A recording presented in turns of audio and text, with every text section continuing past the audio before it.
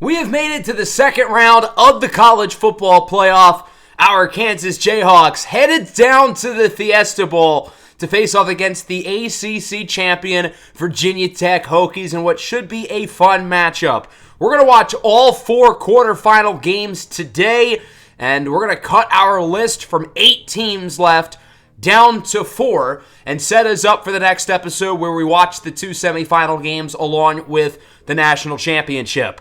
We had some good games in the last episode. USC and Oregon, thrilling fourth quarter where the Trojans were able to hold on. Ohio State knocked the brakes off of Mississippi State. They led 28-0 at halftime. LSU with a 63-yard field goal for the win with seconds to go. And then our matchup against Nevada. I was really fascinated to see how the Wolfpack would look, given that they're a Group 5 team who has played 0 Power Conference opponents this year, and they held up. They were in it until the final play of the game. I thought Clyde Poole, though, was really solid. Nevada did a great job game planning around him, and Poole had by far the least amount of runs of his career. He had a 35-yard scramble on the opening drive and then had negative rushing yards after that. Nevada stacked the box, they kept spies on him, and their game plan was Clyde Poole's going to have to beat us through the air, and to his credit, he did that. The star of the show defensively was Dekias Brinkley. 7 TFLs and 5 sacks. He absolutely took over the game in one of the most dominant defensive performances I have ever seen at any level. Him and Damani Maxson, the 2 seniors, the 2 contributors from our year 1 team who are still here, were both great, as Maxson had an interception as well.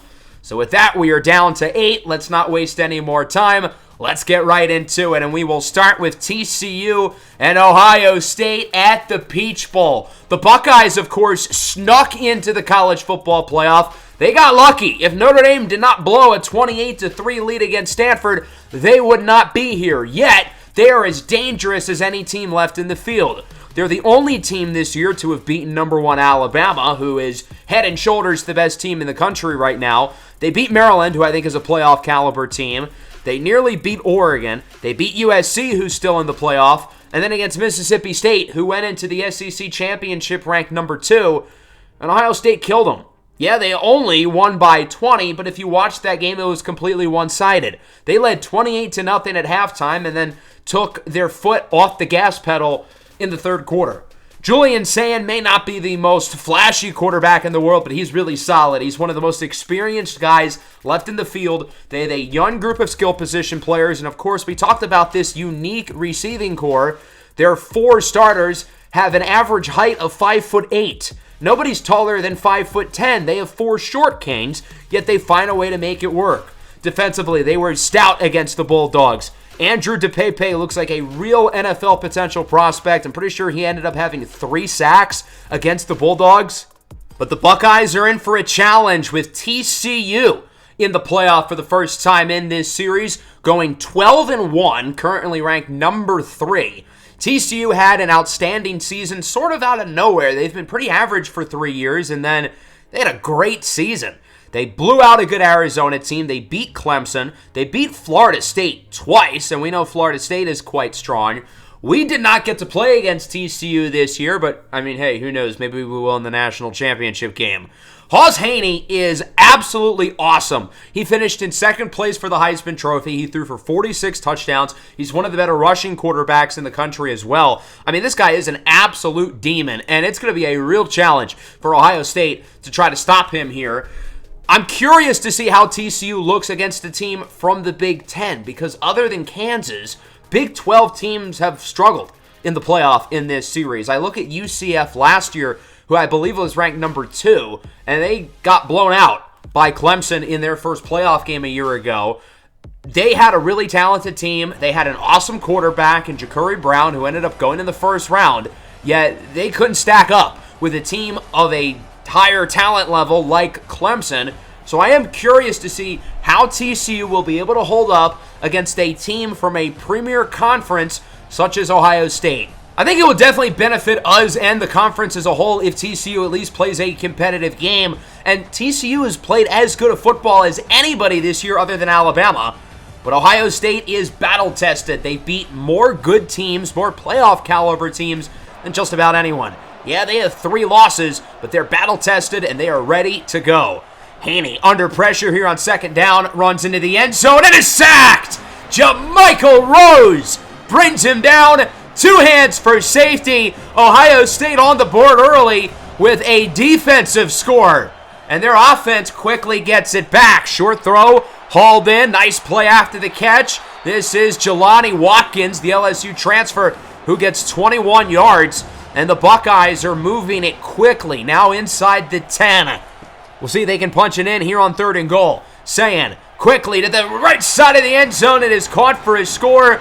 It is Patrick Flanagan in for a touchdown. Ohio State was dominant early against Mississippi State. And here we are just minutes into this one. They lead TCU 9-0. So the Frogs have a lot of work to do as Haney's short pass is caught. That's Geckel Baker. Nice play after the catch. He gets it to around the 35. TCU already playing from behind. It is not easy to play catch-up against this Ohio State team. Haney looking deep on 1st down, and it's caught! What a catch to the 20. It's Baker again, high-pointing the football, and TCU has it in the red zone. Haney drops back, rolls to the right, and he is sacked. Couple of Buckeye defenders in the backfield to bring him down. David Ojigbe was amongst them. TCU would settle for the field goal, so at least they would score, but still trailing by 6. As it's an all-out blitz, Sayan is crushed in the pocket. Kylan Salter was there along with Devin Hidrogo and Avion Carter, a couple of veteran experienced players on this defense. 3rd and 14 now for Ohio State, late in the first. Sayan up the middle with a strike. What a grab there by Flanagan for the 1st down. Another blitz, though. He is sacked again. The defense there making quick work at the pocket. Lucas Samsula brings him down, the redshirt senior. That'll wrap up the first quarter. 9-3, Ohio State with the lead. Another 3rd and long to start the second. Sayan under more pressure. He's going to tuck it and run, and he will not get much. TCU gets the stop. They will get it back on offense. And with an early penalty pushing him back, it's 1st and 20. Haney looking to the left side. He's got Baker, and he ends up with a 1st down. The Kansas special. The offensive team draws the penalty, and our defense cannot play at all behind the sticks. Ohio State taking a page out of the Jayhawk book as it's now a 3rd down and around 13. Haney has all day in the pocket to throw it. Now he's going to roll out to the left, and we know he can run. Not going to get the 1st down, though. Ohio State with the stop. And the Buckeyes get it back here, looking to add to their lead here in the second quarter. 3rd down. Sayan's going to hand it off. Alfonso Patton to the right side. 1st down, past the 40. And he is wrapped up at around the 45-yard line. TCU not expecting run there. And, well, clearly it backfired. They're going to go read option this time. Sayan to the left. Looking to break the tackle, but the ball's out. And TCU forces the turnover as it is recovered by Brock Atwood. That was Darwin Waters, the 6'4" sophomore corner who rips it away. TCU started this game slow, but they have really settled in as Haney launches a beauty up the middle for the tight end, Lafayette Kayue, who gets 31 yards. The Horned Frogs, by the way, doing this without their top receiver, Braylon James, as Jamichael Rose is in the backfield for a 2nd sack today. He had the safety earlier as the veteran linebackers had a nice game for Ohio State. So that'll bring out the field goal unit for TCU. Nate McCashland made one earlier, this time from 55, and he drains it. McCashland living up to his name, Cash Money, as it is 6-9. Ohio State will get it back, looking to do some further damage. Their offense started off pretty well. The opening drive touchdown off of the safety, but they really have not done a whole lot since. TCU defensively has done a lot better than Mississippi State did a week ago, as Sayan is brought down. The big defensive tackle, Marcus Deal, leads the way. Talented senior who has been around the block. He's been a big player for this team for a while. 3rd and 15. Sayan under pressure, and it's Deal again. He's living up to his name as well. The real Deal strikes for TCU, and the Horned Frogs will get it back, trying to find the end zone for the first time today. Their defense has been impressive. Offensively, though, a little bit disappointing. up to this point. Haas Haney's been solid, but, I mean, TCU has not been great on this side of the ball.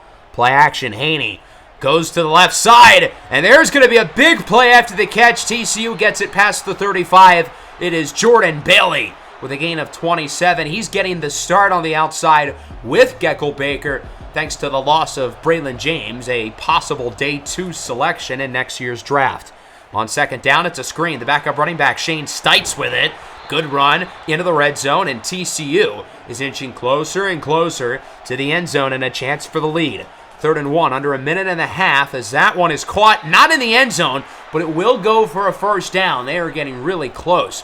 Roberto Ruiz, their other starting receiver, makes the play, but they're having some trouble punching it in. Loss of yardage on second down. Look at that clock. There's less than 10 seconds left. I'm surprised they didn't use the timeout there. 3rd and goal. It's a pitch. Baker, he's in! Geckel Baker continuing his outstanding first half. TCU into the end zone for the first time today, and they will take the lead going into half. 13 points in a row as the Horned Frogs are up 13-9. Certainly a good look up to this point for the Big 12. We saw what Ohio State did last week against Mississippi State. The Buckeyes were up 28-0 at this point of that game, and, well, that certainly has not been the case today. Despite a strong start, Ohio State really slowed down. TCU playing a lot better. Geckel Baker already with 90 yards in this one. He's been fantastic in what has overall been a defensive battle. That'll move us now into the second half. Now, Ohio State's got some work to do offensively. They were sluggish and slow in the second half against Mississippi State, largely because they didn't need to be good. But they have continued that today, and it's not going to get better here. That ball's out, and it's picked up by the Horned Frogs. Marcus Deal with the initial hit, and then the ball is ripped away by the middle linebacker, Kylan Salter, who recovered it himself. TCU is going to get outstanding field position and a chance to make it a 2-score game. This front seven for the Frogs has been disruptive today. 3rd and 3, they will not get the first. He was clearly past the line. What are we doing? The Big Ten refs doing it again, I guess. TCU's only going to choose to kick. McCashlin's field goal is good. Feels like they could have gotten more there. Still a 1-score game. The door is still wide open for Ohio State as they're looking at a 3rd and 5. Saying up the middle with a beauty. That one is hauled in by the tight end, Max LeBlanc. Now we're looking at a 3rd and 12 for Ohio State. Here is Sayin dancing around in the pocket. He's just going to dump it off short, and that is not going to be enough. It only goes for a few yards for Sam Williams-Dixon. And Ohio State will bring the field goal team out for the first time today. Sophomore kicker Cordell Landrum from 44. That kick splits the uprights, and Ohio State makes it 16-12. Both of these defenses overall continuing to play well. In the first round of the playoff, it really felt like it was all about offense. Other than Mississippi State and, to an extent, Nevada, these offenses were quite good, but I think both offenses in this first game have been fairly disappointing. TCU gets it back. They're up by 4 as it is a 2nd and 5. Play action. Haney up the middle. Nice grab! That one somehow goes for a first down with the defender smothering him as it's Jax Porter, the backup tight end, who makes the play. 2nd down now at around the 45. Here is Haney. Looks to throw it. Steps up in the pocket, but is wrapped up. Andrew DePepe, who had 3 sacks a week ago against Mississippi State, is there to lead the way for Ohio State. I think that was Caden McDonald who was with him. Now it's 3rd and 17. That one is caught. Roberto Ruiz will not get the first down. Ohio State is there with the stop. DePepe is hurt on the play, though. That is not good news for the Buckeyes. And that will wrap up the 3rd quarter. We've got a good one here in the Peach Bowl, a low-ish scoring game. TCU as a team only has 5 rushing yards. They've been all about the pass, trying to win this game with their quarterback, and understandably so. He's one of the best in the country. But they only have 16 points to show for it. Despite that, they're winning 16-12. As it is 2nd down, Sayin looking deep. That one is caught nearing the 40-yard line for a first down. Up the middle, that's not going to get much, and now it is a 2nd and 9 for Ohio State. We'll see if their offense can finally find the end zone for the first time since the first quarter. Only 3 points since then as Sayin is going backwards Marcus Deal has been a game wrecker up the middle today. His draft stock has certainly gone up. Third down now. Sayan's just going to go short. Nobody was open, and it's dropped by Patton. So Ohio State has to punt it away. TCU will get it back. With a little under 8 minutes to go, it is a 2nd and 9. Haney's going to go for the screen. It's Shane Stites. Deflects the defender away, gets the first down. If TCU can control the clock wisely, that will go a long way in not letting Ohio State's offense get another chance. Haney goes short. That one is caught with a great play after the catch. What a move! First and more! That was a filthy spin move by Jordan Bailey, who gets 27 yards. That was an awesome play. Now a 3rd and 6, 5.5 to go. Haney looks to throw it. Haney is intercepted by Aaron Scott Jr., the native of Springfield, Ohio. It's raining cats and dogs right now for TCU. Their offense cannot get out of this rut. And for Ohio State, they're going to get great starting field position. When the Buckeyes scored a touchdown in the first quarter, it was because their defense made a big play and they started near the 50. Could we be looking at deja vu?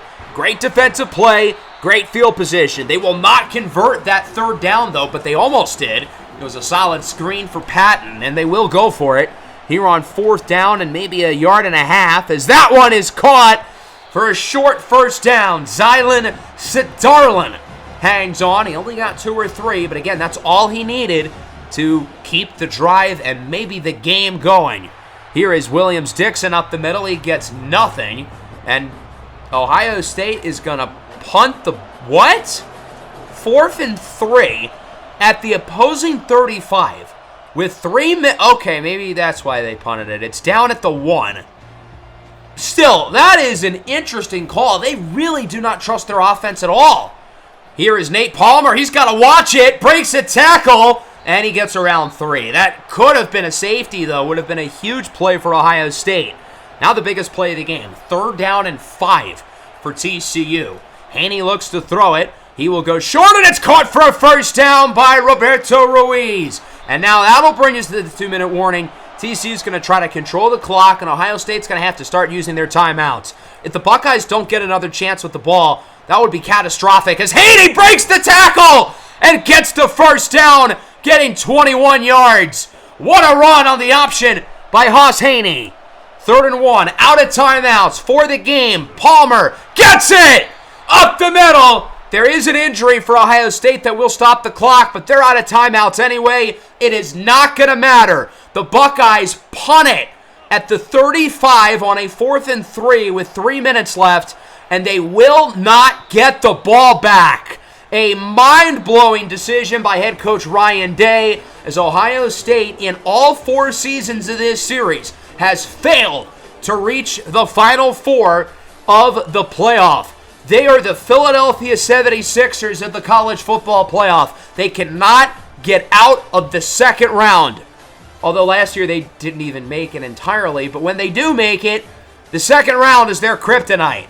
TCU, representing the Big 12, is headed to the Final Four, where they will play against another Big 10 team, the winner of USC versus Iowa, for a spot in the national championship game. This was an ugly, grinded out, defensive football game, maybe not what TCU's used to playing, with a high-octane offense in the Big 12, but give them credit. They didn't play their game and still found a way to win.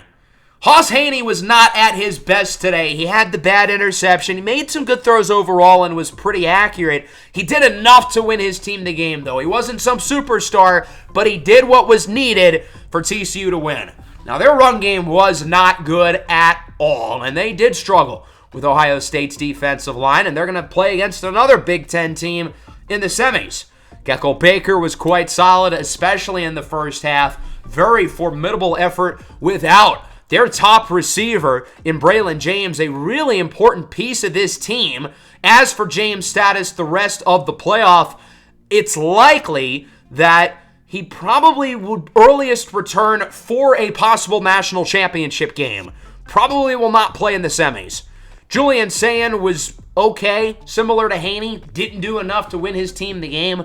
TCU's defense deserves a ton of credit. Marcus Deal, the defensive tackle, was the best player on the field. And Ohio State's defense was also terrific, only allowing 16 points against this offense. That should have been enough to win the game, but the offense for Ohio State did not do enough. And ultimately, that's what leads to their downfall, and they're going to have some uncomfortable conversations.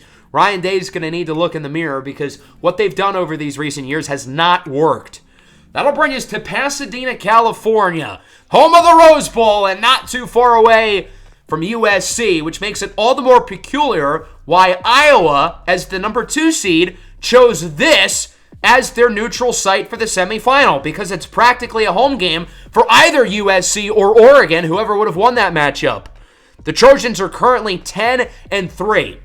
Little spotty at times this year. Lost to Notre Dame, lost to Ohio State, but they made a big statement, beating Oregon in a thrilling finish in the first round in Eugene. Sam Onatulu, the projected number 1 pick, was good but not great against the Ducks. I think this is really his chance to potentially finally show why he deserves to be the number 1 pick, because he is the most experienced quarterback in the playoff field. This is his 5th career college football playoff game. He's 3-1, but he's never stood out in any of his wins. Taylor Pinto, the running back, has been banged up. He is healthy. Ryan Pelham and Cooper Hawk lead a very solid receiving core. And then the defense, he's got playmakers in the secondary. I really like their corners. They had 3 interceptions against Oregon and Austin Mack in the win. As for Iowa, 11-2, a team who kind of came out of nowhere. We certainly did not expect them to be this good, but they've been one of the most consistent teams in the country. They beat Oregon twice this year and nearly had a 3rd opportunity to beat them.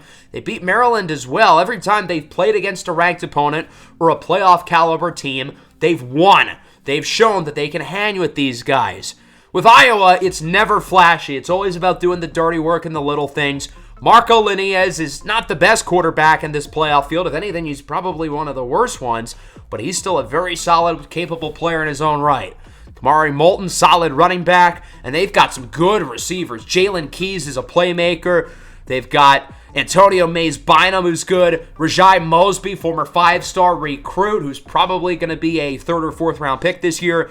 And then defensively, Connor Litneski, the redshirt sophomore, is the star of the show. 21 sacks. Him and Kenneth Merriweather have combined for 32. That's more than probably most teams across the country, and that's only 2 players. Litneski widely expected to declare for the draft, where he will most likely be the highest selected non-quarterback off the board, and he may make a case for the number 1 pick, and, well, it's fitting that he's playing against the guy who's currently projected to go number 1 in the lefty, Sam Onatulu. As I mentioned with Sam, he's the most experienced quarterback in this playoff field. He led USC to a spot in the semifinals last year, and he has a chance to do it again for a 2nd straight year against Iowa. And if history repeats itself, the winner of this game might win the national title. A Big 12 team has won the title in all 3 seasons of this series, and with Ohio State out, these are the only 2 Big 10 teams left. So if that's the case, the winner of this game might win the whole thing, as it is a 3rd and 15 after a loss of yardage there for the Trojans. We'll see what Onatulu and USC has up their sleeve here against one of the best pass rushes in America. Although he has all day to throw it here, he's going to look to scramble, and he does not get much. That is not the Iowa pass rush we're accustomed to, but the coverage on that play was great. Linez down the field, he's got Mosby! Iowa quickly on the board. They lead at 7-0. Rajai Mosby is in for a score, the former number 1 receiver in his high school class. USC back with it, and Marion Peterson gets a few, and Connor Litneski is hurt.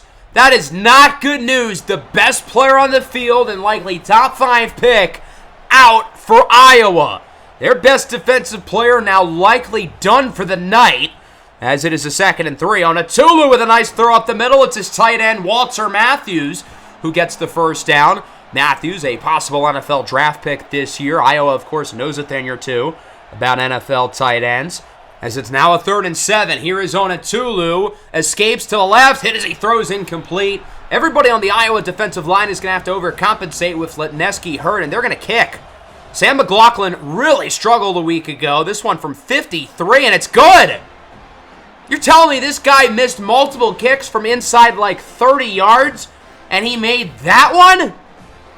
Okay, fair enough. It's now 7-3, the Trojans on the board. Their defense, though, did not start off well with the quick touchdown by Iowa. The Hawkeyes are looking at a 3rd and 3, a little under 2.5 to go here in the first, as Linnaeus play action fake. Under pressure, he is sacked. USC gets to the quarterback. Lorenzo Cowan brings him down, and the Trojans get it back. They have it past the 50 as it's a 2nd and 1 with under a minute to go in the opening quarter. Onatulu looks to throw it. He'll go short. That one is caught with a nice play after the catch. A little bit past the 30. That is Walter Matthews again who makes the play. Onatulu with a flag goes short. It's Cooper Hawk who walks it in for a score. It'll be his 18th of the year if it counts. But I don't think this one's going to count. It is coming back, a holding on USC. And so now it is a 1st and 20. They'll go right back to the RPO screen game. It's a Marion Peterson juke move inside the 10, and he nearly gets the first down. That worked out fairly conveniently. Again, the Kansas special of not knowing how to play defense when the offense is behind the sticks. 2nd and inches. Here's Troy Legber. Walks in for a score, and the Trojans take the lead as it's now 10-7. A strong drive from USC. Their offense overall has looked pretty good to start as Iowa gets it back. Here's Kamari Moulton. Breaks a tackle with space to the left. Nobody's in front of him. And Moulton will go 74 yards to the house for a touchdown. And Iowa quickly regains the lead. Kamari Moulton, the redshirt senior, takes it for a house call. Iowa right back ahead, 14-10.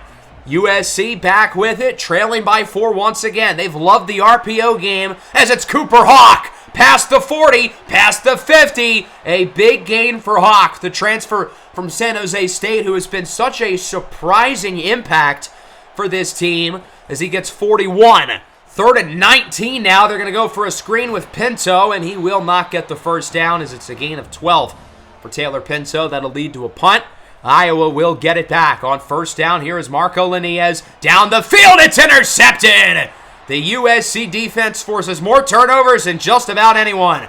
Marcellus Williams picks it off, and the Trojans are going to get it back with another chance to potentially take the lead. That was a wide receiver-like play, going up, getting the football. Not an easy catch for Williams, who had an interception last week against Oregon as well, as we're now looking at a 2nd down here for USC with 6 to go in the first half. Onatulu looks to throw it, and he is rocked.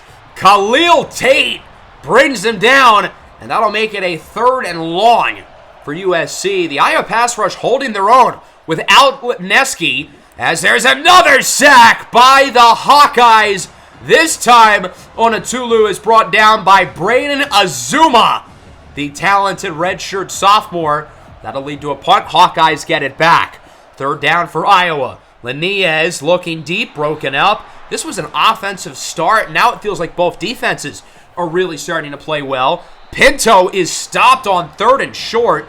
USC is going to go for it here. 4th down and 1 at the 41 with a little under 2.5 to go in the first half. Onatulu wants it all. Wide open. Cooper Hawk walks it in for a touchdown. His 18th score of the year, and USC regains the lead. What a play call by Lincoln Riley on 4th and 1 to choose to go deep. Iowa doesn't see it coming. Hawk wins his rep off the line, 17-14. But Iowa responds immediately.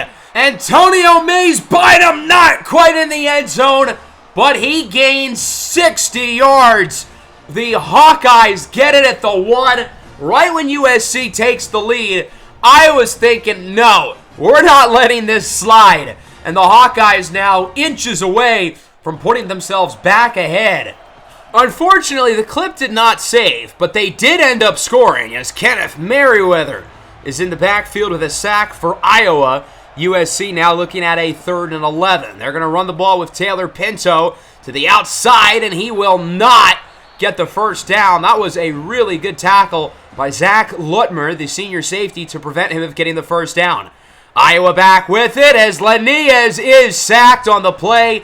Ty Jennings The corner finishes off the job. It looked like Owen Chambliss was there as well for the Trojan defense. And that'll wrap up what has been a really exciting first half here at the Rose Bowl. 21-17. Both offenses have been explosive. Marco Linnaeus has only completed 8 passes, but he's averaging nearly 20 yards per completion. Sam Onatulu, meanwhile, has been unbelievably accurate. He's 20 of 22. He's avoiding mistakes. He's making the easy throws. And he's had a really strong game so far. NFL scouts certainly have to like what they have seen out of him today. And it should be a fun second half. The winner of this game, of course, set to face off against TCU in the semifinals for a spot in the national championship game, both of which, again, will be within the next episode. Which one of these defenses will step up? It'll certainly be extremely challenging for Iowa, given that their top defensive player, Connor Letneski, is out of the game. So the Hawkeyes do start with it here in the third. 3rd and 1. That one is intercepted. Marcellus Williams again on the return to the 30. His second interception of the game and his third of the college football playoff. Quarterbacks would be wise not to throw the ball near this young man. He's only a redshirt junior, but he's making a case to potentially be a prospect in this year's draft. Onatulu for the end zone. It is caught by Rashard Copeland for a touchdown. And a quick answer from USC. The Trojans, who did not start with the ball in the second half, have taken the lead with the interception followed by the touchdown. 3rd and 6. Linnaeus goes short, and that will not be a first down. What a great tackle by Desmond Stevens II to prevent the receiver from getting any extra yardage. Very good start to the third quarter for USC. Pinto gets it to the left with plenty of space. Taylor Pinto nearing the 50, where he is wrapped up by Delvin Davey, but not before getting the first down. 3rd down for USC. Onatulu has all day to throw it. Merriweather eventually hits him, causing him to throw it away. Sam Onatulu shaken up on the play, grabbing at his hamstring, or maybe his hip. I mean, forget the NFL. He might be a Golden State Warrior. 44-yarder for McLaughlin is no good. 50 plus, count on it. Within 50, it's not going in.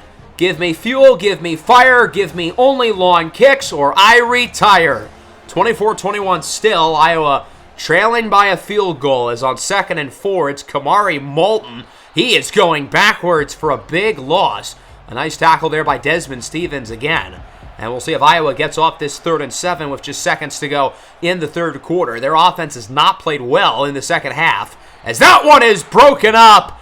Big hit by the USC defense, and through 3, it is 24-21. An excellent quarter for the Trojans. They start with the lead and with the ball, but remember, Iowa started with both of those things in the third, and they struggled. So USC certainly knows they still have some work to do. Onatulu, by the way, is back in the game, toughening out a hamstring injury, as it is a 3rd down. Onatulu, quick throw up the middle, and it is caught for a first and then some by Walter Matthews past the 45-yard line.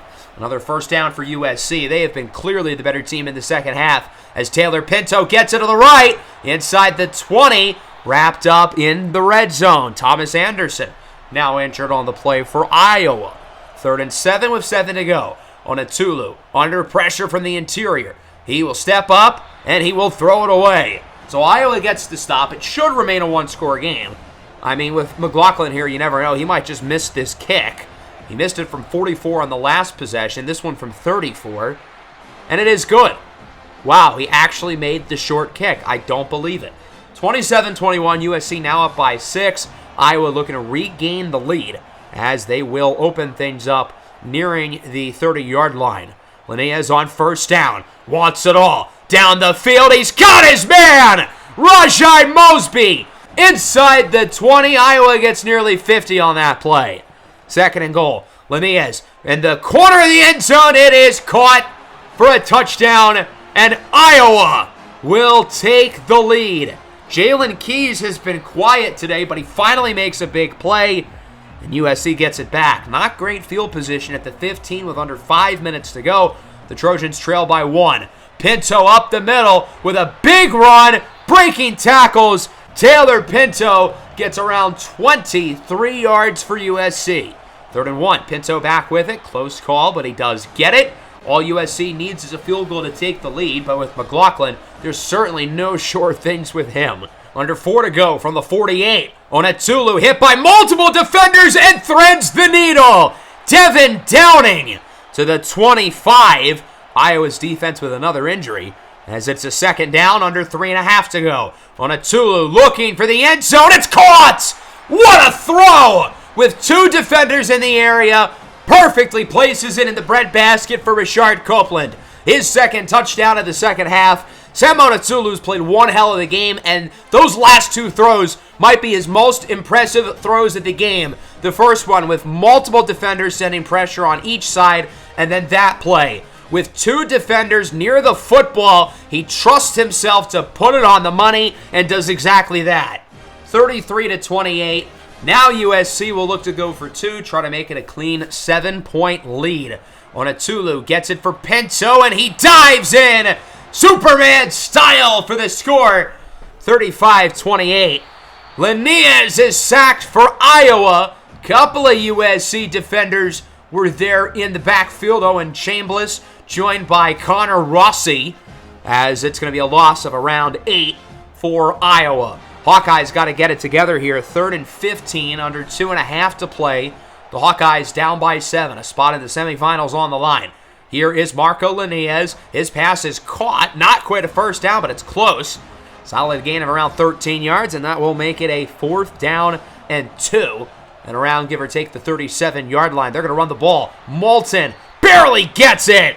That was close, but they will give Kamari Moulton the first down. And now with under 1.5 to go, it is a 3rd and 8. Linnaeus looking deep. He's got Mosby wide open. They are not going to catch him. A 59-yard touchdown for Rajai Mosby. And Iowa will tie it at 35. What a game this has been. Big plays galore. 5 catches, 173 yards, and 2 touchdowns today for Rajai Mosby. And now it's USC's turn. Can Sam Onatulu lead a game-winning drive for the win? He goes backwards and connects with Hawk. Oh my goodness, what a play by Onatulu. He was dancing around in the pocket, but he sets his feet and has Hawk wide open for a big gain. 3rd and 4 at the 40 with a minute to go. Onatulu looking to throw it. Under pressure, and he will throw it away. It's decision time now for USC, as Onatulu is hurt on the play again. If he was healthy, maybe you think about going for it, but since he's not on the field, I think, yeah, you got to punt it. This is probably the right call. Got to trust the defense. Got to make sure you don't allow the home run. That's been the key for the Iowa offense. Someone rolls into the end zone for a touchback, and all the Hawkeyes need is 3 points for the win with sophomore kicker Dylan Hoyerman. First down from the 20. They'll start with Linnaeus. He goes short. Nice play after the catch. It is the talented tight end Gavin Hoffman, native of Overland Park, Kansas, for a first down. 44 seconds now. Linnaeus up the middle. Another first down. What a catch. An impressive grab by Jalen Keys. 3rd and 1 past the 50. Another first down. And that should put them in field goal range. It's Keys again. Iowa calls a timeout. They are out with 21 seconds. They've got to be smart with the clock here, as Linnaeus looks deep, and it is broken up, incomplete. And they're going to keep the offense out for a little while longer. It is a 2nd and 10 at the 37. They're not in field goal range yet, but they've got to be careful of not having any timeouts. Linnaeus goes short. Hoffman tackled inbounds, and they're going to have to hurry back to the line. A potential game-saving tackle for USC. They're going to have to clock it, and Linnaeus spikes it with 4. The field goal team is now on. We're looking at roughly a 48-yard field goal for the sophomore Dylan Hoyerman for the win to send Iowa to the semifinals, and it's no good! Dylan Hoyerman misses it wide to the left, and USC, who had their lives flash before them, keeps the game alive, and it looks like we are likely headed to overtime. Overtime it is here at the Rose Bowl in the college football playoff. 35-35 between USC and Iowa. The Trojans will start off with the ball as it's a 3rd down and 5 at the 20. You don't trust McLaughlin from this range. Pinto gets the first and more! Pinto tackled in the end zone for a touchdown! What a night it has been for the junior running back, Taylor Pinto. 130 yards and a score. USC up by 7, so their offense does their job. Now it's Iowa's turn. Linnaeus on 2nd down is wrapped up and thrown to the ground. The defense with a huge sack as it's Jide Abasiri who leads the way, along with Lorenzo Cowan. 3rd down and long. Linnaeus, strike up the middle, broken up, incomplete for Keys, and it comes down to this. 4th and 19, game on the line, season on the line for number 2 Iowa. Linnaeus looks to throw it, looking for the end zone. It is tipped and incomplete for Mosby. USC will see you in the Final Four. 42-35, the Trojans survive in overtime against Iowa with a brilliant performance from redshirt sophomore quarterback Sam Monatulu, completing 32 out of 43 passes for 377 yards and 3 touchdowns, and he did it hobbling around in the second half, nurturing an injury. As we've talked about throughout this playoff run with Onatulu, he's the most experienced quarterback in the field. This is his 4th career playoff win, which puts him one shy of tying the record, 5, set by Alex Orji of Michigan, and he'll have a chance to tie it in the Final Four against TCU, and he would have a chance to break it in the national championship game if USC gets there. 2nd straight trip to the Final Four for the Trojans. They lost to Maryland last year, and we'll see if they will fare better against the Horned Frogs. This was an awesome game, though. Hats off to both of these teams.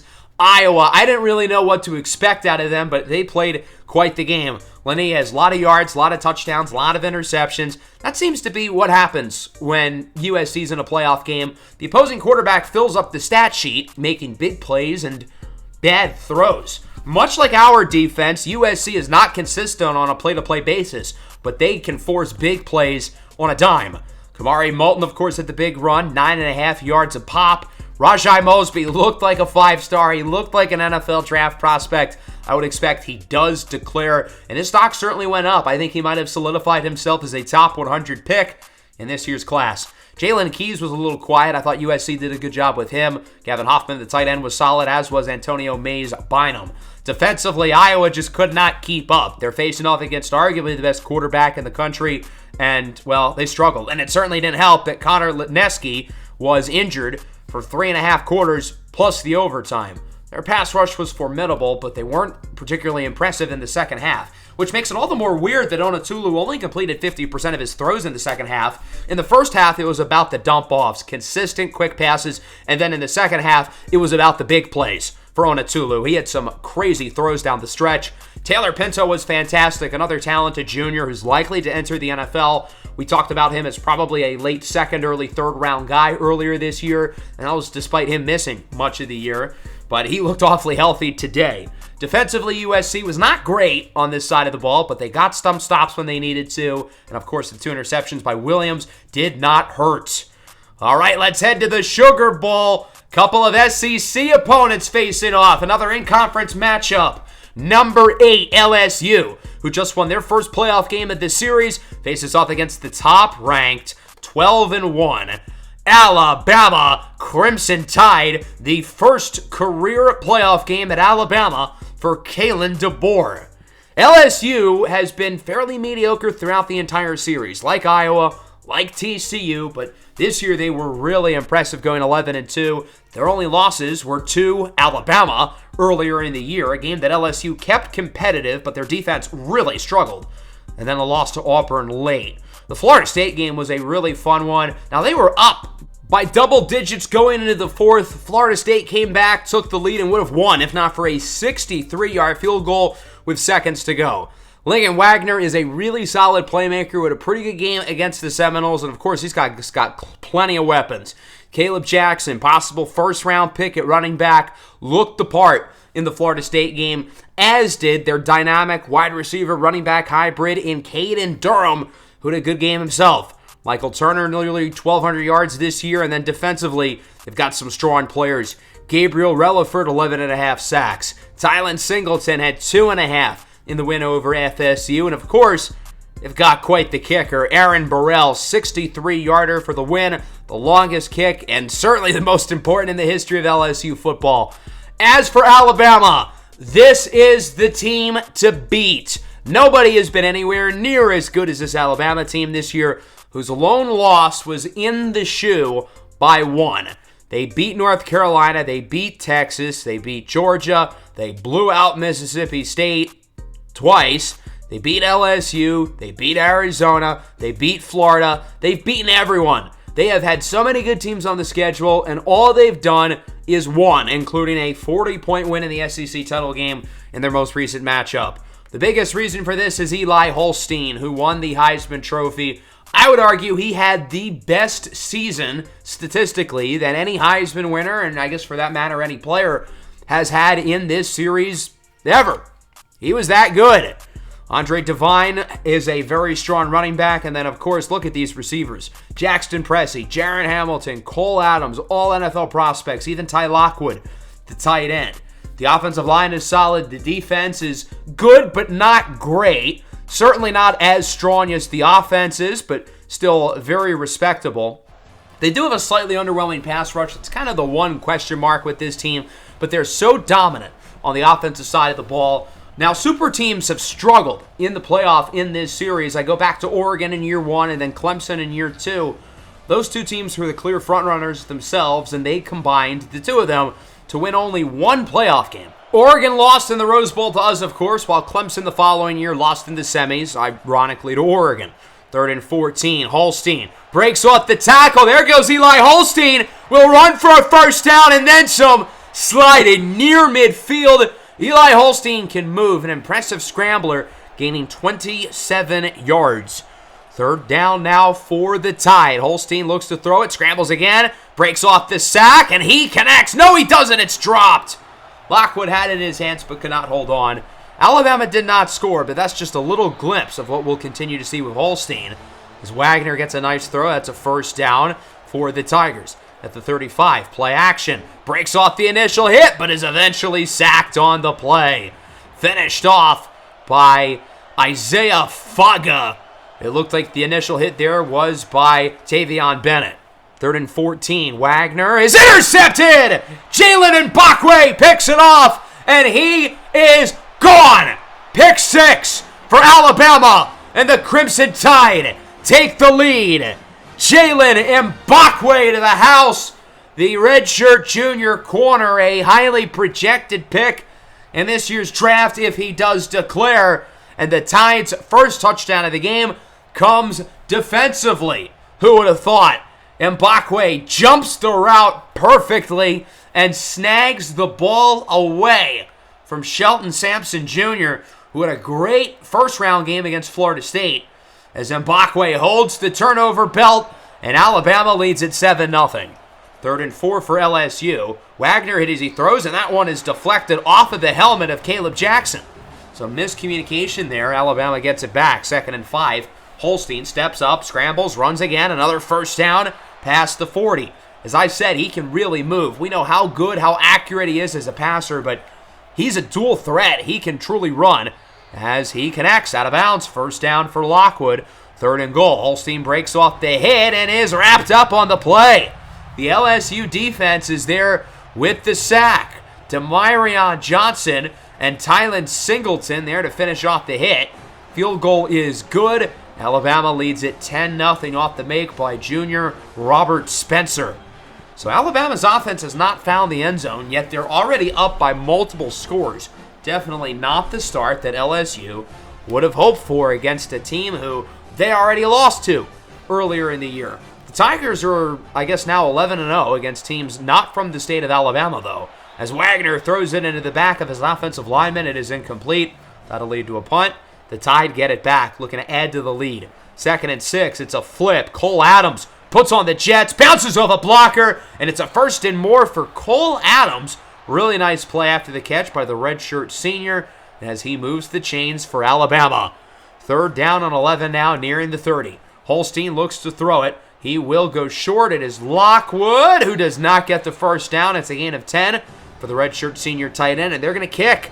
So LSU gets another stop, but Alabama should be able to add to the lead. Robert Spencer again. His field goal is up, and it is good from 40. 13-0. LSU's offense has got to wake up. They have really struggled so far. The defense was the part of the ball I was more unsure of with Alabama, but their defense has been terrific, and they get a big sack there. Loss of yardage there from Tavion Bennett, as it's now third down. Another sack for Alabama. Curtis Perry is there with his 10th of the year. What a season it has been for Perry, arguably the best player on this defense, either him or Mbakwe with the pick six earlier. Alabama gets it back, 3rd and 10, a little over 4 to go in the half, as Dylan Carpenter off the blitz with Demarion Johnson finishing off the job. Alabama's going to have to punt it. Their offense has not found the end zone yet. What is that, 3 offensive drives, maybe 4, and they only have 6 offensive points to show for it. There's a nice throw up the middle for Sampson. LSU trying to get something going there, and I think they'll get some extra yards. Roughing the passer called against Alabama, a team who's normally so disciplined and avoids bad mistakes like that. Caden Jones is the one with the penalty. 2nd and 4. It's intercepted again! Jalen Mbakwe, his 2nd of the first half. And Lincoln Wagner's rough start to the game continues. Mbakwe looking all of a first-round pick. And the Tide looking to really put themselves up big, as that one is caught by Adams. He is certainly not the tallest receiver on the field, only 5'10", but while being double-teamed, climbs the ladder, goes up, and gets it. What a play by Cole Adams. It's a gain of 41. 2nd and 10. Holstein up the middle. He's got Lockwood inside the 15-yard line. 3rd and 5. Holstein looks to throw it. He's got all day. Eventually is hit by Carpenter, and it's incomplete. So Alabama's going to have to settle for a field goal again. Their offense is moving the ball fairly well, but they're not able to find the end zone. Spencer's kick is good. He's 3 for 3. It's 16-0. LSU's defense has been this good in the red zone. Their defense has only allowed 9 points. That is a huge win. Yet their offense has been a train wreck. Lincoln Wagner has really struggled. Of course, he's been intercepted twice. Wagner goes deep on first down. It's caught. Wide open. Down the field. Into the red zone. It is a gain of 69. Nice. For Michael Turner. 3rd and goal. Out of timeouts. Wagner scrambles. Looks to run it in. He does not get it. With 10 seconds left, they've got to hurry up. And they don't have enough time to bring the field goal team out. Okay, let's ask the real question. Why go for the field goal? It takes longer to get the field goal team out than to just go no huddle to begin with. And they had the ball at the 1-yard line. I mean, I don't get the thought process at all from LSU. A touchdown and a 2-point conversion would have made it a 1-score game. I think that play and that management of the clock is a perfect encapsulation of how this game has gone for them. LSU is still in it because their defense has only allowed 9 points. With the pick six here by Mbakwe, the only touchdown of the game, puts Alabama up 16-0. The Alabama defense has impressed me so much. And on one hand, that was my question with Alabama, how they'd look defensively. They've been awesome on that side of the ball. But their offense has been shaky. So LSU has a 2nd and 13. Off the fake handoff, it's Keon Keeley. The former 5-star recruit sacks Wagner for a loss. The redshirt senior from Tampa, Florida. 3rd down and 18. Wagner looks to throw it. Scrambles again. Has to get rid of it. It's Jackson who does not get much. Alabama's defense with a 3-and-out to start the second half. Xavier Mincy with the tackle. As Alabama's got it back, here is Andre Devine to the left side. Trying to break off tackles, gets the first down. We haven't really called his name a ton. Devine, for part of the year, was the front runner to win the Running Back of the Year award. Caden Durham of LSU ultimately stole it, of course, as that one is deflected away. LSU's defense is there with the stop, forcing the punt. Peyton Pierce, the number 1 player in last year's transfer portal, coming in from Ohio State with the deflection. Nice throw up the middle. That one goes for a first down for LSU past the 50. as it is now a 1st and 5. Short throw caught out of bounds. First down is Caden Durham. He's been kind of quiet today. 2nd and goal. Durham is close. Now we're looking at a 3rd and goal for LSU. And with where we are in this game, and given that their offense has really struggled, it feels like they need a touchdown on this drive. Durham gets it back, and he does not get it and is hurt on the play. Alabama with the stop, and unlike the end of the first half, LSU will go for it. With us now only having 11 minutes left in this game, they're starting to recognize the dire nature of this drive. They're going to run it again. Jackson is in for a touchdown, but there is a flag. Holding on the offense, and LSU's touchdown has been taken off the board, and they are going to have to settle for a field goal. That one hurts. So Aaron Burrell will kick. His kick is good from 30. And LSU scores some points, finally. But man, it feels like they wasted an opportunity. 2 trips on the goal line over the last 10 minutes, and they have 3 points to show for it. Alabama back with it. Their offense has got to get something going. Still only 16 points. They're only touchdown defensively. What was Holstein thinking there? He could have killed his receiver. As it's now a 3rd and 4 under 20 seconds to go in the half. Holstein looks to throw it. Goes short. It is caught. Nice grab for a first down by Jackson Pressey, the redshirt sophomore projected as a first-rounder in this year's draft. And that'll wrap up the 3rd. The number 1 ranked Alabama Crimson Tide are well on their way from going back to the semifinals, but not really as we would have expected. They have 0 offensive touchdowns. It's been the defense who has led them to this lead. 2nd and 6, RPO action. Nice play after the catch. 1st and more for the Tide. That's Caleb Odom, who gets 20 for Alabama. 3rd down now. Holstein looks to throw it. Flag on the play. I think we're looking at a hold, and he throws it away anyway, so I imagine this one will be declined. Holding called on Wilkin Formby, the right tackle. LSU, though, got nothing going on their next drive. They'd have to punt it away. Alabama gets it back. 2nd down, up the middle. Andre Devine with a first, but there's another flag. Alabama's offensive line is really selling them here. They're trying to ice the game. These linemen are not letting them. Casey Poe is called for the flag, and it might be now or never for LSU. They've got to score here. What is Wagner doing? I mean, is he trying to have the safety? Like, for God's sakes, you're supposed to go to the other end zone. I mean, clearly they don't know that. They have 3 points today. 2nd and 10 from the 11. Caleb Jackson in motion. Wagner has a wide open man. It's Caden Durham. Gets by the safety, and he is gone. 89 yards for a touchdown. Hold your saddles, folks. This game's not over. LSU is going to cut the lead to 6, and given that Alabama has not scored in the second half, if they get a defense, things could get murky. Here's a nice first down, though, for Jaron Hamilton. He's been quiet, had a great year, but LSU has held him in check. A little over 4 to go. Field goal would make it a 2-score lead as they'll go to the ground. Another nice first down run for Devine. Breaks the tackle, past the 30. This one is coming back again. A 3rd holding call for Alabama, this time on the sophomore tackle, Dylan Skaggs. 3rd and 2, little over 3 to go. Big play here for LSU's defense as Tay Meadows will get the first down. He gets around 4. That's all he needs to keep the drive going, and now it is full shoot clock mode for Alabama. On first down, it's going to be a loss of Devine, and this one is going to be coming back yet again. Another holding call on Alabama. They have had 10 penalties as a team today. Following the 2-minute timeout, it's a 3rd down and 5. LSU has 2 timeouts in their back pocket. Holstein scrambles on the run. It's caught!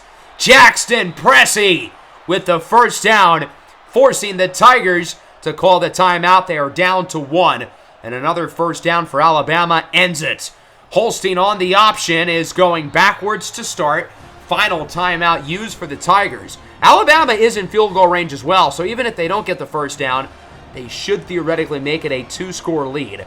But I'm sure they'd love to end it here, not let the LSU offense get it back. Devine on 2nd and 11 gets around 3. This clock is going to burn all the way down as it's now a 3rd down. You can make the argument to throw the ball here, try to end the game. I think I would run it. because at the very least, LSU would have at most like 20 seconds left, but it is a pass. Fakes the sack from Singleton. Holstein on the run, gets the first down. Eli Holstein, the Heisman Trophy winner, wins it for Alabama, and the Crimson Tide are headed to the semifinals as they hold off the LSU Tigers 16-10. Boy, this game was not pretty.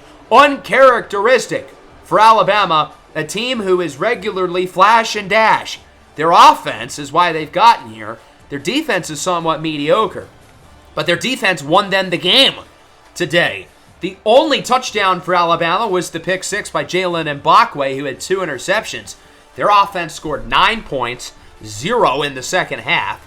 Eli Holstein wasn't bad. He didn't make mistakes. He had some impressive scrambles, but he didn't look like a Heisman Trophy winner either.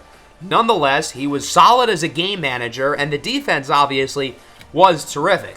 Lincoln Wagner did not have a good afternoon, although LSU was starting to get some scoring late, but it was too little, too late. I think a big reason why, though, Alabama struggled wasn't necessarily Holstein or the skill position players' faults, but they had 10 penalties for 90 yards. The offensive line really struggled. Holstein's numbers certainly do not pop off the page. LSU's defensive scheme around him was terrific. I thought they sent good pressure. The receivers were not getting open. Holstein, again, wasn't bad, but he didn't look like a Heisman Trophy winner. They will still go to the Final Four. It'll be Kansas or Virginia Tech facing off against this Alabama team. I don't know if we should be more scared or less scared about an Alabama matchup, because on one hand, they were vulnerable today. The offense struggled. But on the other hand, if their offense can get it together, we now know what their defense is capable of against one of the best offenses in the country, only allowing 10 points. The run defense was good. The pass rush was good. 2 interceptions from Jalen Mbakwe. Again, Lincoln Wagner struggled. Caleb Jackson struggled. Caden Durham was good in the second half, but it was not enough. Wagner had some good throws late, but overall, I don't think he had a good game, even though his passer rating was quite a bit higher than Holstein. Caleb Jackson didn't really look like a first-round pick today. The LSU offensive line did not do enough for him. Now, Caden Durham played well. I thought he had 2 outstanding playoff games. Sort of a unique playmaker in the sense that he's a running back technically, but he's by far his best at wide receiver. And then again, you got to give LSU's defense a lot of credit. They only allowed 16 points. The only touchdown was a pick six. It wasn't even the defense's fault. They were terrific on that side of the ball, but the offense let them down. We're through 3, and we've got 1 to go. The Fiesta Bowl. The 5-seeded Kansas Jayhawks and the number 4 seed Virginia Tech Hokies, the champions of the ACC in their first ever college football playoff game. The ACC was a train wreck this year, but they did have a really hard non-conference schedule. They beat a playoff team in Mississippi State, so they've shown they can hang with the big boys. They nearly beat Maryland, another great team, but obviously their ACC schedule was lackluster. I think the team they beat with the most wins in the ACC might have had 7. That includes West Virginia in the ACC Championship, 38-28 to get here. It'll be fascinating to see how much of the Hokies' success is that they played in a really bad conference, or if they're the real deal. And I think their non-conference performance shows that they could be the real deal. Davi Belfort is one of, if not the very highest rated quarterbacks in the country. I think he could declare for the draft after this year, but probably would be wise to stay in school, have a better chance of getting drafted higher. Jeremiah Coney and Mac Drummond, very solid running back duo. They have a great receiver with Aiden Green, who will not play. He got injured in the ACC title game and will be unavailable for Virginia Tech. That is a huge loss. He's their best playmaker, but they do have some other good receivers. Johns Wiggins is a good player. Chance Fitzgerald is over a 90 overall. He hasn't played like it. Well, now's his chance to really step up. Defensively, the Hokies are pretty solid as well. And what I notice about this team is they maybe don't really have any premier players up front, but they've got a solid group of edge rushers. They only have, I think, 5 or 6 interceptions as a team, but they're amongst the NCAA leaders in fumbles recovered, and they have the least amount of penalties allowed to them this year, despite playing an extra game in the ACC title game. So they are a very disciplined team, very consistent, very opportunistic with the turnovers in terms of the fumbles. As for us, we've got a chance to make it to the semifinals. We beat Nevada, albeit it was closer than I had hoped or expected, with Nevada pushing it to the final play of the game. The biggest storyline in this one for me will be, what version of Clyde Poole do we get, and will he be effective as a scrambler? In Clyde Poole's 2 career playoff games, they were probably the least successful rushing games of his 3-year career. Against Michigan last year, he couldn't run it at all. Here against Nevada, I give him credit. He didn't run it because he couldn't with how they schemed behind him. Now, of course, we've got plenty of playmakers with Clyde Poole on the offense. No Ty Lord, of course, but Cornell Teamer, Amani Law, Mario Maddox being healthy all lead the way. And then the defense has played some really solid football down the stretch. Dakaius Brinkley, oh my God, was he impressive against Nevada. Anthony Escalante, remember, missed his first kick of the year against the Wolfpack, and it was a bad miss. It wasn't even close. So hopefully not a sign of things to come. The Fiesta Bowl here in the State Farm Stadium, home of the Arizona Cardinals, and home, hopefully, of a Kansas trip to the semifinals where the number 1 ranked Alabama Crimson Tide await the winner in the next episode. We made it to the semifinals back in season number 1, and we're hoping for a second opportunity to potentially compete for a national championship game. Alrighty, Kansas in the playoff, in the second round, in the Fiesta Bowl against Virginia Tech, as we will start on offense. Here on the return, Manuel Marmorosa will get it to around the 20. We'll take a look at Clyde Poole and company first. Really solid game from Clyde Poole, throwing for 3 touchdowns. We had to win through the air, despite the fact that we run the ball more than anybody in college football. So it's a 2nd and 7 here for Kansas. Poole looks to throw it under a little pressure, up the middle. Nice throw and catch with a juke move after the play by Rajon Jones, who led Kansas in receiving a week ago with nearly 100 yards and a long 4th quarter touchdown. Read option, Poole looks to outrun the defensive lineman, and he does. It's a first down for Clyde Poole as he gets roughly 13 yards. A nice scramble there on the option for Poole. We're certainly hoping he will be more effective as a runner. We're going to try to scheme our offense through his scrambling ability. And look at this. Plenty of space upfield. Out of bounds. Another nice run for Clyde Poole, who already has more rushing yards today than he did a week ago, and we're not even 2 minutes into the game. Good start offensively. 2nd down. Cornell Teamer to the right side. Flag on the play. And I think this one is going to be coming back. We saw all the holdings from the Alabama offensive line. It's something we know a thing or two about. Reggie Chanel, the redshirt freshman, is called for the penalty.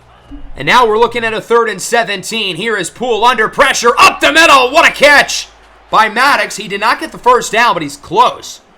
Close enough to where I think we can go for it, especially after Escalante missed a kick in this range just a week ago. 4th and 2, Teamer up the middle, will barely get the first down. That was a lot closer than it needed to be, but a first down run for Cornell Teamer gets it back on 3rd and 7. We run the ball on 3rd down more than anyone, and we did it there to try to set up a 4th and short. I was banking that he would get 5 yards, but instead he only got 2, and because of that, we're going to kick. 35-yarder for Anthony Escalante. Doink! No good! Misses it off the post. Anthony Escalante made nearly 70 kicks in the regular season without a single miss. But he's now missed in both playoff games. Now, this miss was not as egregious. At least it hit the crossbar. But still, what is going on with Anthony Escalante? Has the moment gotten too big for him? We moved the ball really well on that opening drive. We used half the clock in the first quarter and end up with 0 points to show for it. Belfort hands it off on 1st down. It's a loss of yardage for Jeremiah Coney. That's Afia Kiaho, the redshirt sophomore, who brings him down. 2nd and 11. Back to Coney. Wrapped up for a loss of a yard by Dakaius Brinkley, who had 5 sacks and 7 tackles for loss in the win against Nevada. 3rd and 12. Belfort under pressure. Going the wrong way. He is sacked at the 5. Dakaius Brinkley strikes again. That's 6 sacks in the playoff now for Brinkley. He is beating his demons from his freshman year. Remember, he really struggled in the playoff after his terrific freshman year. Hasn't really been the same player since he was a freshman, but he has rebounded in a major way this playoff run. Through 5.5 quarters, he has 6 sacks, and with 43.5 now in his career, he has a shot to break the all-time FBS sack record. As on 3rd down, Isaiah Lamore hauls that one in for a first down. The big sack by Brinkley giving us some excellent field position. As on first down, Poole steps up in the pocket, looks to run. Poole into the red zone, out of bounds, past the 15. 3 carries, 54 yards already for Clyde Poole. We wanted him to be more active as a scrambler, and boy has he. On first down, it's Cornell Teamer to the outside, fumbles the ball, and it's picked up by Virginia Tech. A turnover in the red zone for the sure-handed Cornell Teamer, who rarely, if ever, fumbles the ball. That is so uncharacteristic for him. But Virginia Tech gets another stop in the red zone. Nafari Onwenu rips it away. Kansas is usually a very good red zone team, but through 2 drives, that's 0 points. I'm not quite convinced that's a fumble, though. We're going to throw the challenge flag. I really think Teamer's knee was down. As we look at the replay, right there, knee's down. He still is the ball. And with the Kansas offense coming back onto the field, that's a pretty good sign that this play will be reversed. A huge break for the Jayhawks as they will keep the ball. 2nd and 9. Poole's going to keep it himself. Flag on the play. Poole, juke move. First down, just shy of the end zone. But I think this one is coming back again. Another holding. I think they were showing the camera on Kion Sample there for a reason. And instead of the first down, Kansas pushes themselves back. Now a 3rd and 8. It is Jazir Tolbert up the middle. He only gets a yard. I was hoping he'd get a little bit more, but it does center the kick. 28-yarder for Anthony Escalante. Missed last week. Missed again earlier today. This one is up and through for Escalante. It's a 28-yard field goal, and it's 3-0. Got to feel a little disappointed, though, that our offense has moved the ball really well so far. 2 trips to the red zone, and only 3 points to show for it. That is not enough, but at least we have the lead. We controlled the clock for the first quarter.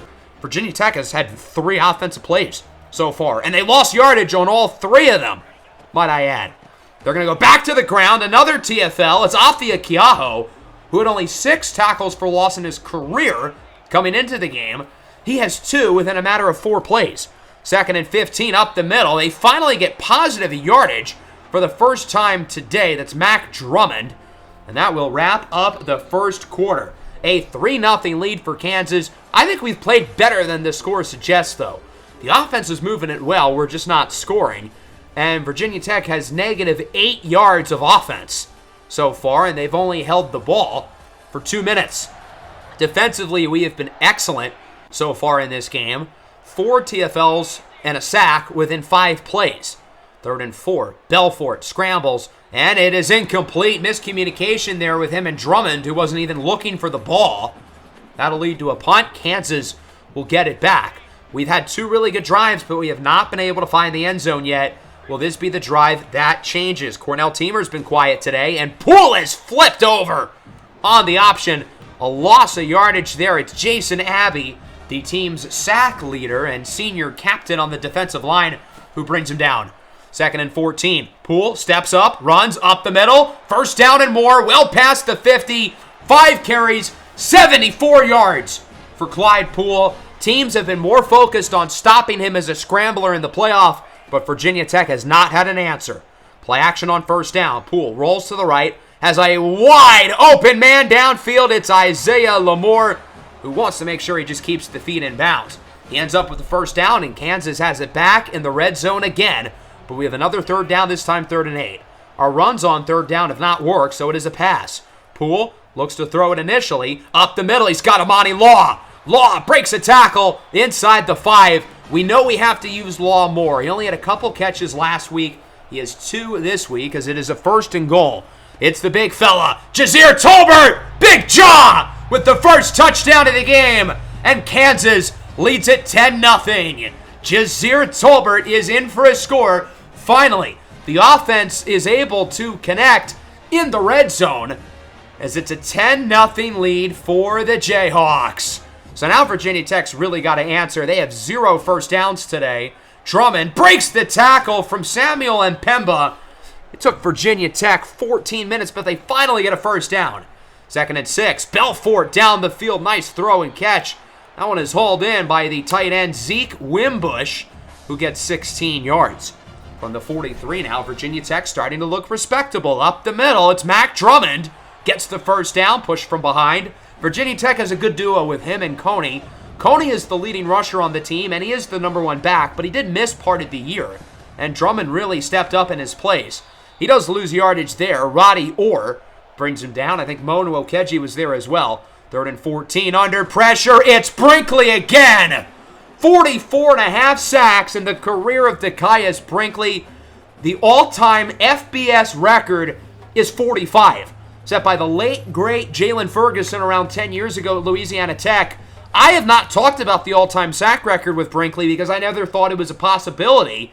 But here we go with 7 sacks in less than 6 quarters in the playoff, and now he should break it, maybe even today. Nicholas Scotland-Williamson with a spin move, a big run for the freshman running back who gets 22. Nice play there for Kansas. They get the first down. Scotland-Williamson with more yards combined than both Cornell teamer and Jazir Tolbert. As Amani Law gets it up the middle to the 50. Our offense has been terrific today. I know the score doesn't show it, but we have been moving the ball at a high level every drive. Teamer to the right side. Finally a nice run for Cornell teamer, who's been really quiet today. We've been waiting for him to make some big plays. We've certainly missed the impact that Ty Lord brings as the complementary piece with teamer. 3rd and 2. Poole with a strike for the sideline. Amani Law, his 4th catch of the half, and Kansas has it in the red zone, looking to make it a 17-0 game. Following the 2-minute timeout, Cornell teamer to the right side has space, and teamer is in for a touchdown. Cornell teamer with a really strong drive, and Kansas adds to the lead. The Jayhawks going no nonsense today. It's 17-0, a 3-score lead in the first half. Coming off a close game against Nevada where we trailed in the 4th quarter, we did not want that again and have been absolutely dominating Virginia Tech. Following the 2-minute mark, the Hokies have some work to do. Belfort on first down has plenty of time. There's Chance Wiggins with the first down. If nothing else, Virginia Tech does have a 2-for-1. They have the ball here. They start with the ball in the second half. They have to capitalize. They've got to get some points, make it 17-10, even 17-7 would be kind of a win. Here's a nice first down. That is the tight end Wimbush, who gets 11 or 12. 3rd and 10 now at the 42. Under a minute and a half to go in the first half.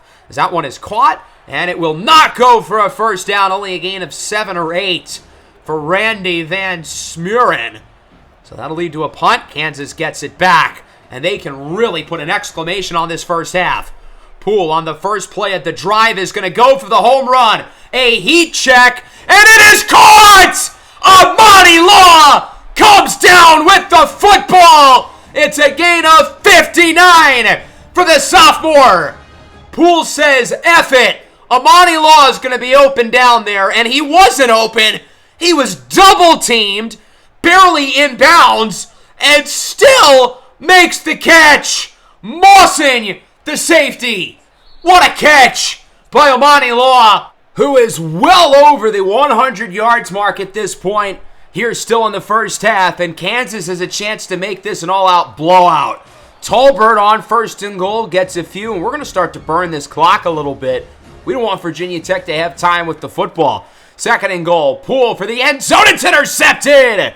Virginia Tech finally has something go their way. The big defensive tackle, Andrew Hanchuk, picks it off, and the Hokies with a sign of life for the first time all night. The redshirt junior defensive tackle from Berea, Ohio, is at the right place at the right time with the interception, and unfortunately for Clyde Poole, if he throws that ball a second later, not even, it's a touchdown for Amani Law. If he throws it a second earlier, it's a touchdown for Law. But he could not have timed that pass any worse. And now Virginia Tech is looking to do some damage out of this as Chance Wiggins gets 19. And all of a sudden, with 3 timeouts, maybe they can score. Belfort under pressure, scrambles to the left, looks to run, gets another first down, and is wrapped up by Maxson as they'll use their first timeout. They did use a lot of time on that play, though, over 10 seconds, I think, as it's a 2nd and 10. Belfort looks to throw it. He'll go short. That's not going to get them enough. They're going to have to call that second timeout, and now there's only 10 seconds to go. So they need a good 20 or so yards to get in field goal range. But someone moved on the line and offsides against Dekias Brinkley. That is an automatic first down for Virginia Tech, and that really changes some things here because it was a 3rd and 3. They would have had to get the first down. Now they have a little more freedom. A bad penalty by the senior who's been so good otherwise. Short throw gets around 9, and now we'd be looking at a 52-yard field goal, which is what they're going to do. Kansas is going to call a timeout to ice the kicker. Gideon Zombo, the sophomore, on to kick it. Mario Maddox back deep to return for Kansas from 52. It is good! Virginia Tech tacks on 3 to end the first half, just like the day of the draft that Shedeur Sanders will end up on, as Kansas takes a 17-3 lead into the break, bearing some crazy kick return or something.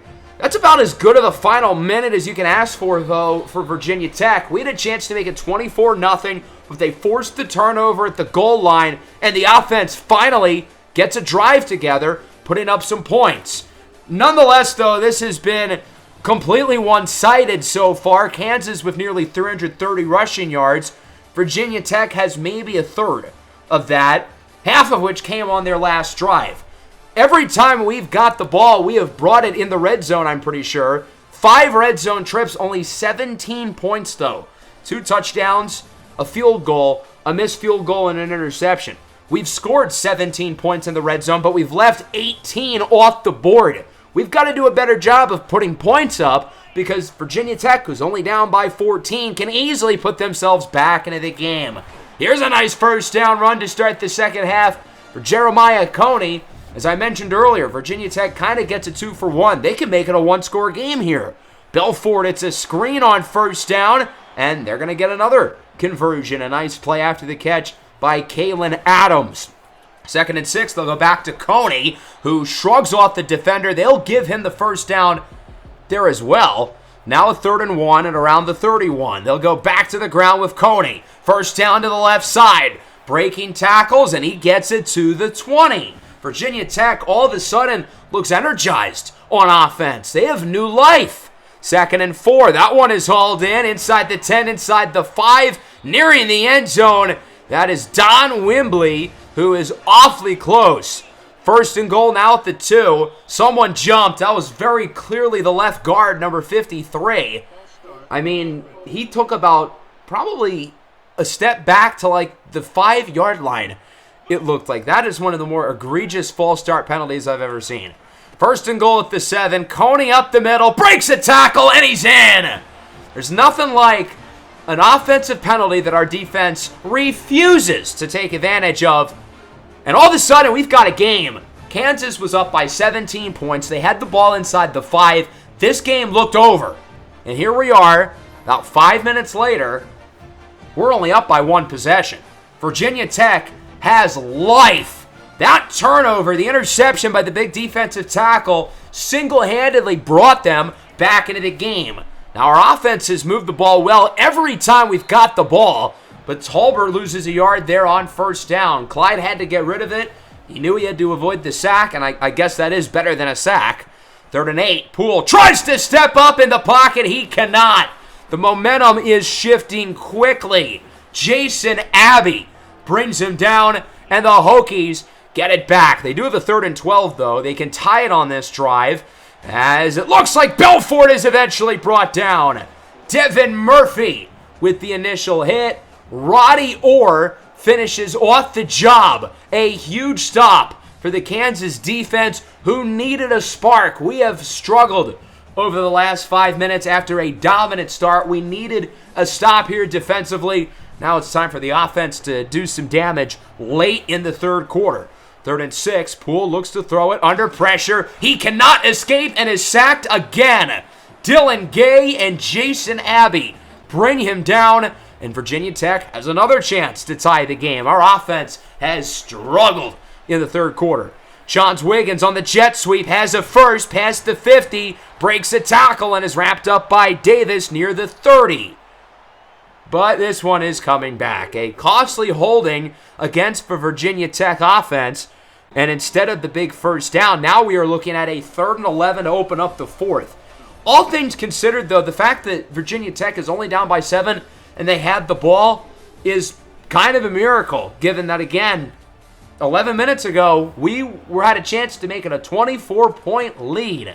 I think our offense had maybe 5 yards in that 3rd quarter as he throws well shy at the sticks for Chance Fitzgerald, and he is certainly not going to get the first down. It's only a gain of 6. Good job by the coverage unit down the field to not let anybody get open. 2nd and 1 for Kansas off the play action. Poole rolls to the right, looking to get him back involved as a runner. Scrambles down the field. He's got Maddox behind Lamore, gets a block, and gets it to the 35. Maddox started off going backwards after he got the ball. He was trying to follow the block from Lamore. Unfortunately, there was another defender in the area. But still a huge play there by Clyde Poole. He hasn't scrambled as much since the 1st quarter. I think that's a big reason why the offense is playing worse. And Maddox was just completely wide open there. Busted coverage. Nobody was near him. A huge play for Kansas, who's not that far away from field goal range, although Escalante's had a couple misses as of recent. Play action. Poole steps up, looks to run, and slides forward past the 25 for another first down. Now we're definitely in field goal range. 2nd and 4 in the red zone. Jazir Tolbert to the right side has a first down. Jukes away from the defender and gets it to the 5.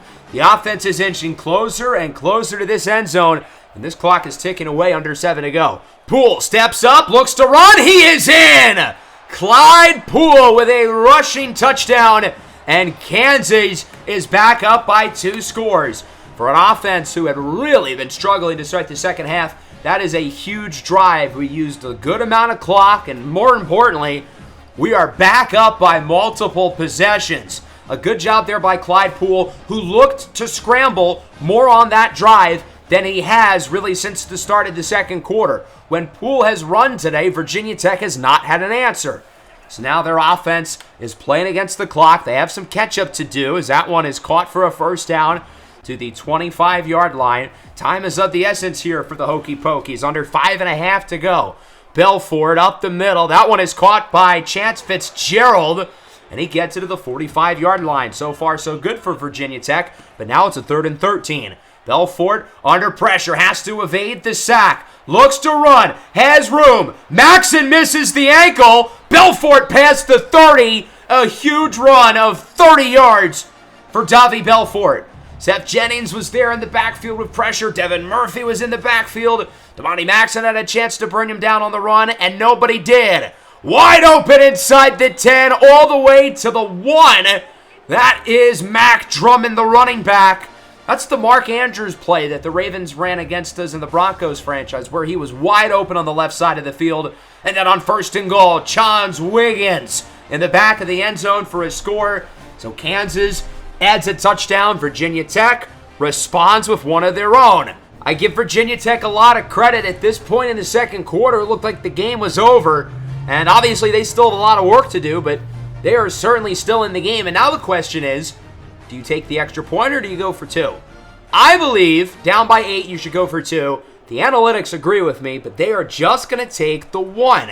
Interesting strategy, and I've got to say I feel a lot more confident being up by 7 as opposed to being up by 6. In an ideal world, though, we don't let them get the ball back, and they are going to kick it off to our offense. The run game has been up and down today. Obviously, Clyde Poole has been effective, but the design run game has been a little shaky a couple weeks in a row now. The loss of Ty Lord has been bigger than we could have expected. Kansas starts at the screen. Amani Law gets around 5, and he is shaken up on the play. That's not good. I mean, for one thing, the clock stops, which is bad enough. But Amani Law, who's been arguably the best player on the field, is hurt. 2nd and 5. Teamer up the middle, gets the first down. There's a big run for Teamer, gets around 10. Oh my God, this team is so predictable. Holding on Benji Trahan. And now it is a 2nd and 12. Scotland Williamson in running back. Poole looks to throw it, at least for now. Steps up and runs. On the scramble, he will get the first down. When I'm in a dog-in-him competition, and my opponent is Clyde Poole. Big run for the Jayhawks as they'll go back to Teamer. Tries to bounce off the blocker, fighting for yardage. He gets around 3. We're going to let this clock continue to burn. 2nd and 7. Now for Kansas. Tick, tick, tick, tick. Probably the final play before the 2-minute warning. Maddox in motion. He gets it off the pitch to the right side. He will not outrun the defender. Nafari Onwenu is hurt, and this could actually be kind of the good thing for the Hokies because the clock stops. They might get the ball back with 2 minutes and 3 timeouts.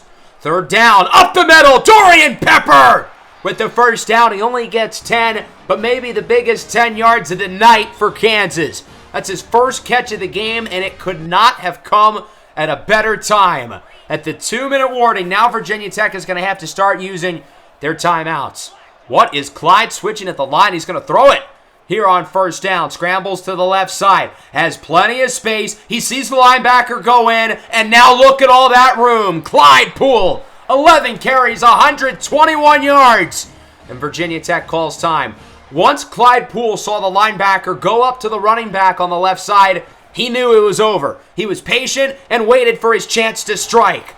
Teamer with a good run. He gets 6. And Kansas is now 4 yards away from ending this game and advancing to the semifinals with Alabama on deck. 2nd and 4. Poole keeps it himself. Clyde Poole to the outside. How fitting! He gets the clinching first down, slides at the 11, and Virginia Tech calls their last timeout, but it is not going to matter. Clyde Poole and the Kansas Jayhawks are headed to the national semifinal.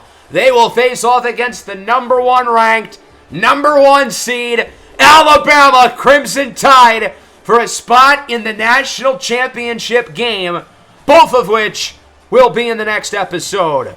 This was certainly an interesting game because through the first 17 or 18 minutes, we were mopping the floor. We were up 17-0. We had the crazy catch from Amani Law, and we had the ball inside their 5-yard line. There's the catch from Law. I still don't know how he caught it.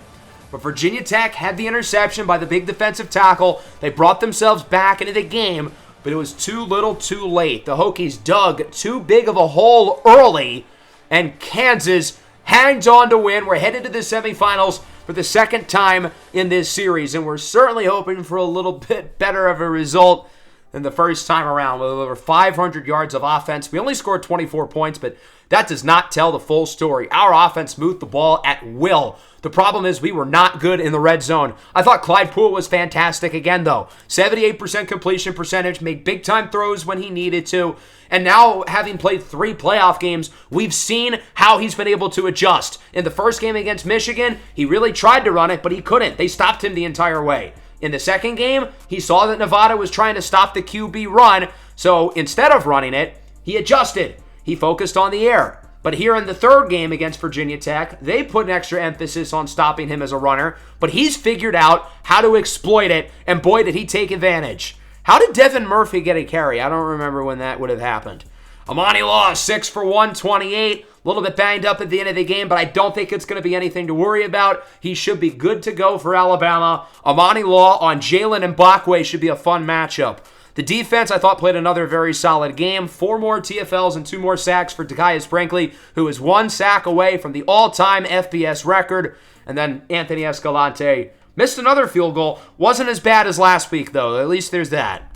Statistically, Davi Belfort had a pretty similar game to Clyde Poole. Belfort can also be a little bit erratic as a scrambler, so I honestly think the two of them are really similar as players. Belfort is 12 ratings higher, but they have a very similar play style. They're both undersized, they both can sling it, and they both can run it. I think not having Aiden Green out there really hurt, and their offense played better in the second half. They figured it out a little bit, but if he was healthy, their offense probably would have played better early. Defensively, again, I don't think the 24 points tells the full story. I don't think on a down-to-down basis they played very well, but they only allowed 7 points in the second half. They left the door open for their offense to win, and, well, obviously, it did not happen. The big-time wins continue to roll in for head coach Puma Whitlock. Through 4 seasons now, he has won 5 playoff games, including the Rose Bowl, the Cotton Bowl, and now the Fiesta Bowl. We'll hopefully get a new bowl game in the semis against Alabama. We'll find out what that will be in just a moment, as Takaias Brinkley wins the Big 12 Defensive Player of the Week again, and he also wins the National Defensive Player of the Week again with 11 TFLs and 7 sacks through 2 playoff games. That is unbelievable. As Kansas is headed back to the Cotton Bowl, We beat Texas here 3 years ago to head to the national championship, and we will be returning to face off against the Alabama Crimson Tide.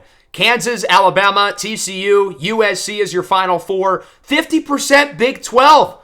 That's kind of dope. I think this is a really fun group of 4 teams. They're all deserving of the national championship, and I feel like all 4 of them properly tell the story of this season. Across the country, UNC continues their great season by beating Clemson, who wraps up their disappointing season. Colorado defeats Buffalo 31-17. Rutgers beats Oklahoma, who at one point was ranked number 1, and now there's only 3 games left to go. The Orange Bowl between TCU and USC, the Cotton Bowl between Kansas and Alabama, and then the national championship. All 3 of those games will be played in the next episode. So there is a chance in the next episode the Kansas Jayhawks win the national championship, but in order to do that, you got to beat the best. And that's what we're going to be tasked with. Number 1, Alabama. They're the heavy favorites to win the title. We are a huge underdog going into this game, but we were 3 years ago against Oregon, and we know how that happened. Will second time be the charm as well? Hope you guys enjoyed. I know it was a long one, but certainly a fun one. Make sure to leave a like, subscribe to the channel if you are new. I will, within the next few days, share when the semis and the national championship will be. Of course, it will be a premiere, so make sure to stay tuned and keep an eye out for that. Peace out.